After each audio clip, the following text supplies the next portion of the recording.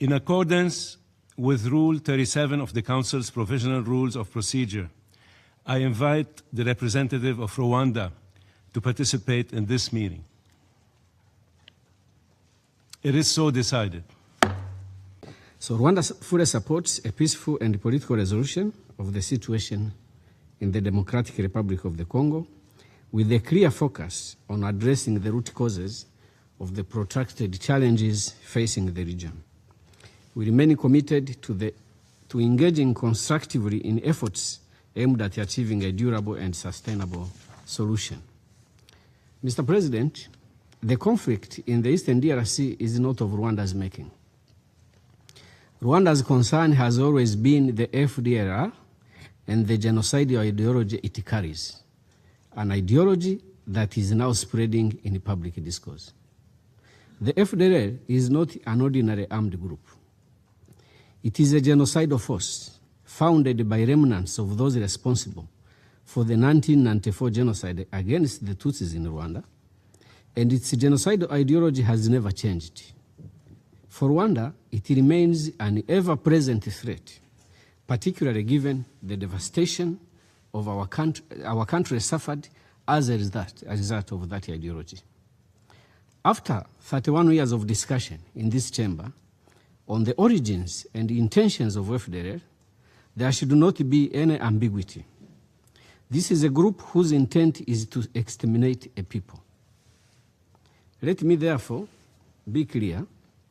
Addressing the threat of FDLR is indispensable to any credible and lasting solution to the conflict in Eastern DRC. This group must be neutralized, and their ideology and its vectors, such as hate speech, must be eradicated.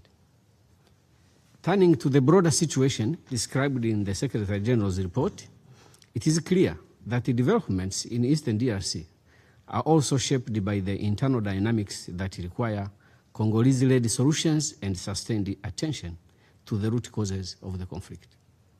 In this regard, the Doha Framework for Peace provides an important platform for dialogue aimed at addressing these internal drivers of instability. Progress in this process is therefore essential. Progress in the Doha process, advancing in parallel with the implementation of the Washington Peace Agreement, will be critical to achieving a durable ceasefire and creating the conditions for a sustainable political settlement.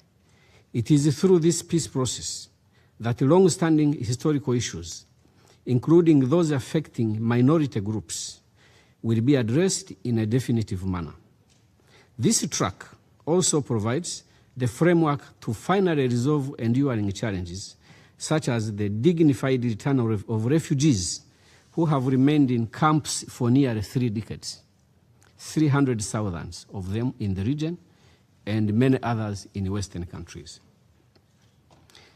Equally important is the role of partners supporting these processes, and we thank the United States government, the government of Qatar, and the African Union for their efforts in the mediation process.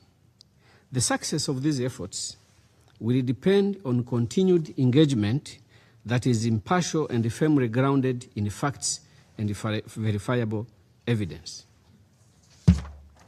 Decisions and actions taken in support of peace must ensure that all parties remain equally bound by the commitments they have made.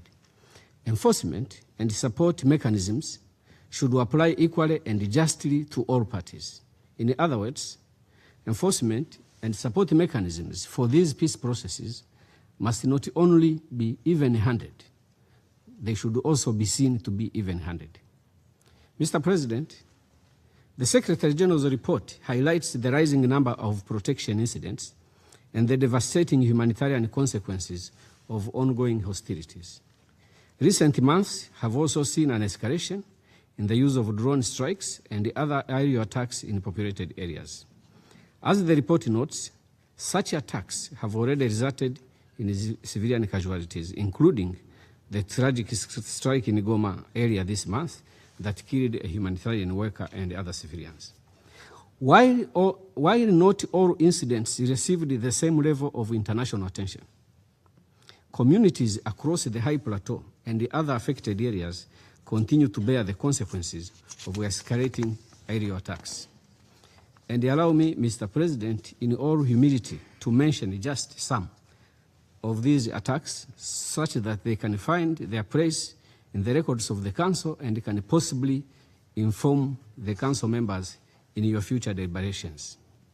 On January 22nd, on January 24th, 12th February, 7th March, 9th March, 19th March, and as recent as yesterday, there were drone strikes in the area of Minembwe and some parts of North Kivu.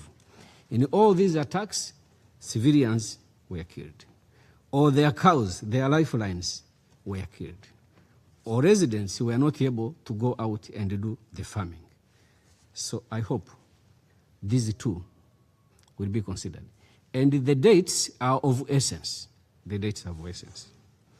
Allow me to conclude by reiterating Rwanda's commitment to the Washington Peace Agreement and our continued support of the Doha Framework for Peace. The agreements reached under these processes must now be translated into concrete progress on the ground.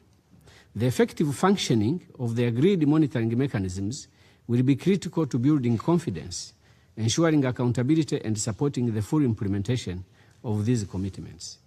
If we remain focused on implementation and on addressing the root causes of this conflict, we have a genuine opportunity to move towards a durable and lasting peace in the region.